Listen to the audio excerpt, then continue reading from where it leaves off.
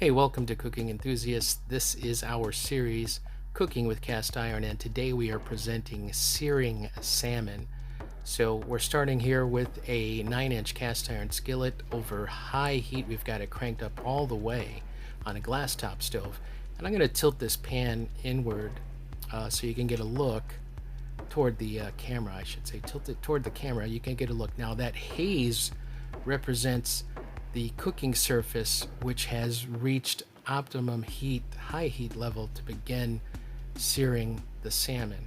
And we want to start when that reaches about 75% of the cooking surface. So we see it's hazed over at least 75%, and we're starting to drop in the salmon fillets. Now these salmon fillets have been resting at room temperature. They've been marinating in some oil, coconut oil, some salt, black pepper, paprika, and some dill. And no additional oil at the beginning of the cooking goes into the pan. Now, once we lay that salmon fillet down, I waited about 30 to 45 seconds here to get some nice searing going. And now we added some coconut oil into the pan.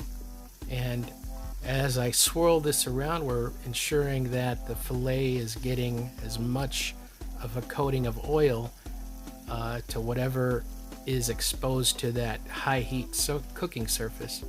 And now I'm dropping the heat on the stovetop down to about medium, just a little above medium. And we're gonna let this cook through and still continue to develop a nice sear, but we've got the oil protecting the salmon fillet as it sears. And we continue to swirl that oil around. Now, the reason I didn't start with the skin side down is two reasons. One, if the fillet was not warm enough, the skin would tend to want to constrict right away when it hits that high heat.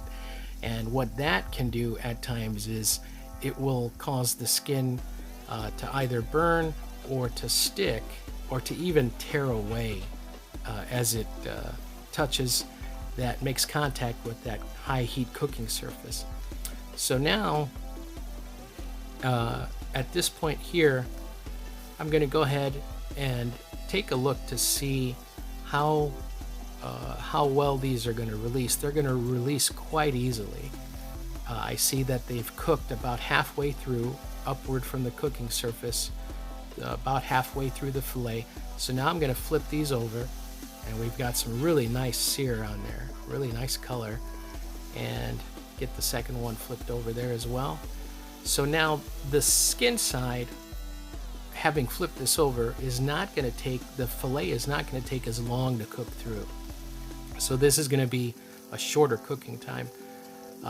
So what I'm doing now is getting a look at how well this is continuing to sear. Now you can, at this point, put a lid on, but quite honestly, at this point here, depending on the thickness of your fillet, and of course I decided not to at the last moment to go with the lid, I can see this is cooking pretty well, and a lid is really not going to serve too much purpose. We would begin moving that, swirling the oil around again, and proceeding to this next step here, which is going to be dropping in about a tablespoon and a half of butter. And as I do that, just before I do that, I'm going to drop the heat down. Just before we add the butter, we're dropping the heat down to a low medium. And so we've got a lot of heat still, residual heat still in this pan, and it's going to cool for us. And what the butter is going to do at this point is going to develop some nice flavors to continue to sear as we continue to sear on the skin side now. And we're going to spoon over the butter as it browns, and that's going to develop a really nice flavor, going to give us some nice color as well. And we're just going to spoon that over each fillet. Now at this point here, if you'd like, you can take some fresh herbs like some thyme and bundle the sprigs together, and you can make yourself a little brush, and you could just as easily brush the butter in that thyme sprigs or whatever herbs, and brush that over, and you'll also impart some aromatics and some flavor with those herbs. So at this point here, these boys are pretty much done. We're going to go ahead and turn the heat completely off. Spatula on these onto our serving plate. The thing to remember with fish is it's going to continue to cook. The internal temperature will come up just a bit, but significantly enough that you want to make sure you allow for it.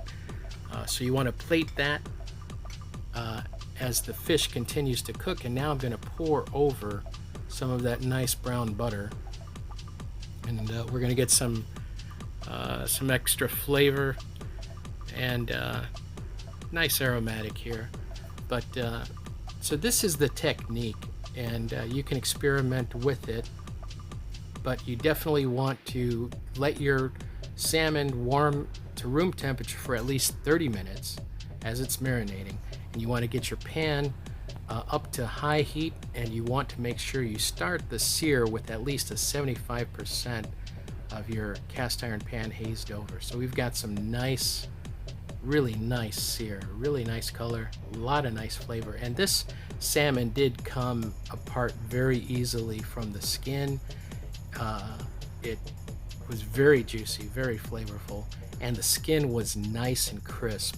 And these are some photos that we also took just so we can get a nice clear indication of how well this meat cooked. The fillet of the salmon stayed very well intact. You can see it just came right off very easily from the skin, and it's got very nice sear. So thank you so much for watching and welcoming our techniques into your kitchen.